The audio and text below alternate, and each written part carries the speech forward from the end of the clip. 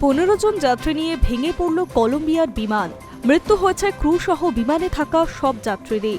ওই বিমানে 2 জন ক্রু ছাড়াও 13 জন যাত্রী ছিলেন।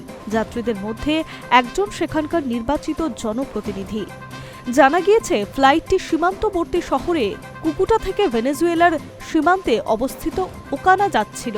অবতরণের কিছুক্ষণ আগে কন্ট্রোল ওয়াটারের সঙ্গে যোগাযোগ বিচ্ছিন্ন হয়ে যায় বিমানটির। কলম্বিয়ার অসামরিক বিমান চলাচল কর্তৃপক্ষ জানিয়েছে, ভেনেজুয়েলার সঙ্গে কলম্বিয়ার সীমান্তের কাছে ওই ফ্লাইটটি বিধ্বস্ত হয়। একটি সংবাদ সংস্থা সূত্রে খবর, তাতে একজন নির্বাচিত জনপ্রতিনিধি সহ সমস্ত যাত্রী এবং ক্রু নিহত হয়েছে।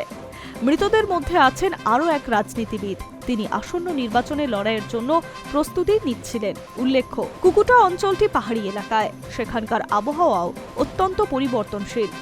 এর কিছু অংশ কলম্বিয়ার বৃহত্তম গরিলা গোষ্ঠী ন্যাশনাল লিবারেশন আর্মি দ্বারা নিয়ন্ত্রিত হয়। জানা গিয়েছে, ভেঙে পড়া বিমানটি ছিল একটি বিচক্রাফট 1900 টুইন প্রোপেলার বিমান। বিস্তারিত তথ্য না দিয়ে বিমান সংস্থাটি একটি বিবৃতি দিয়ে জানিয়েছে, ওই ফ্লাইটটি মারাত্মক দুর্ঘটনার শিকার হয়েছে। ওই অঞ্চলের একটি পাহাড়ি এলাকার বিমানের ধ্বংসাবশেষটি খুঁজে পাওয়া গিয়েছে বলে জানিয়েছে তারা। ভেঙে পড়া ওই বিমানের সঙ্গে মৃতদেহ উদ্ধারের জন্য বিমান বাহিনী মোতায়েন করা হয়েছে বলে জানিয়েছে আধিকারিকরা। কলম্বিয়ার একজন স্থানীয় সদস্য জানিয়েছে, বিমান দুর্ঘটনার খবর পেয়ে তিনি খুবই উদ্বিগ্ন।